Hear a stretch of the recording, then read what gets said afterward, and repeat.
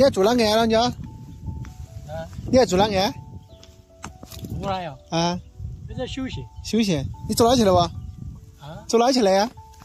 赶长跑。赶场啊？你住在这里呢？我上面。你一个人住在上面吗？我就坐在上面噻。不是，你还有几个人呢？这不是我个人啊，那个前年也去做工去了。哦。路边看到一个大爷，他去赶集回来，然后他说还要走半个小时才能走到家，从这个山这里走过去。我也想跟他一起走上去看一下他从这里走过去，然后再从这个峡谷走上去。这里是往上拉的电线。我看到那个地方有一个小房子，他不会是住在那个小房子里面吧？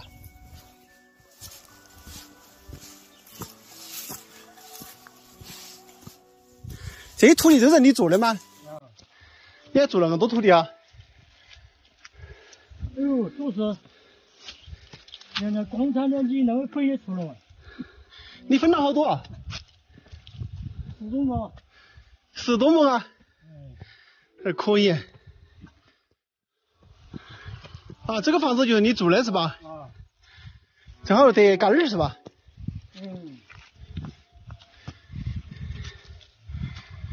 这些土地都是大爷自己做的。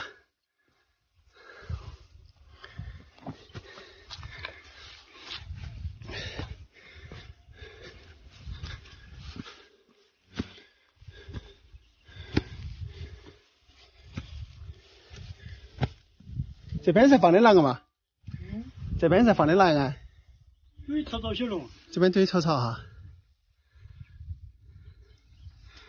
中间没堆草草些了。啊，等于就拿这个砖来弄的一杆儿哈。你这儿还安有监控啊？我也。好。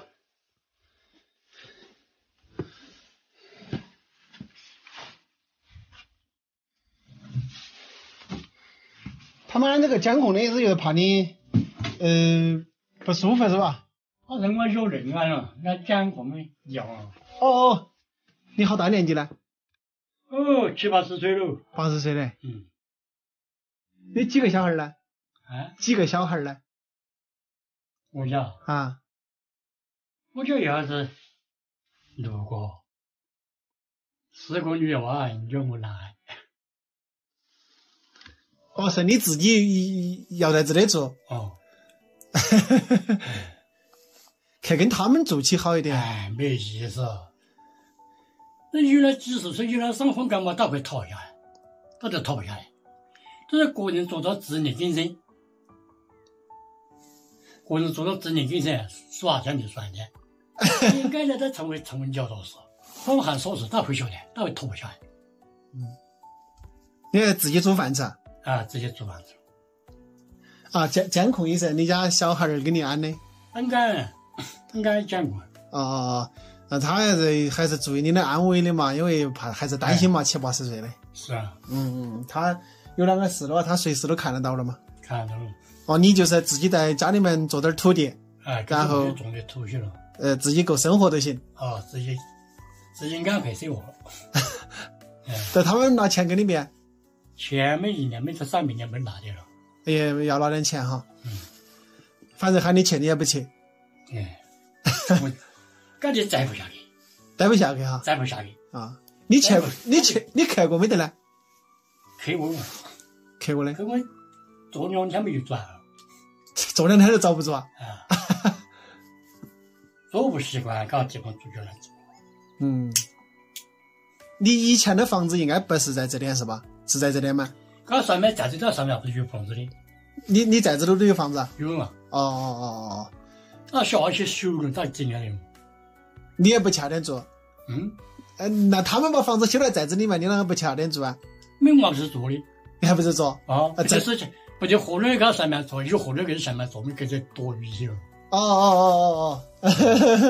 你这个。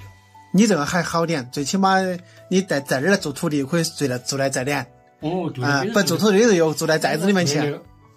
那你这个还挺好。走活路给这做的把些吃了，不走活路不在干上面做。对对对，还挺好的。啊，好像是个国家就做不习惯，家里再不习惯。家里给这做惯了。啊，还是家里习惯哈。有人做不习惯。给这做的本来空气好的。这一空气又好。哦，这空气比国家去漂亮。那是。都在我们贵州啊，哪儿的空气都好，贵阳也好。反正相对来说啊，还是农村的空气好的。空气好了。你像大花园老年这些，他走路都出拐拐，他不有空气，违反空气。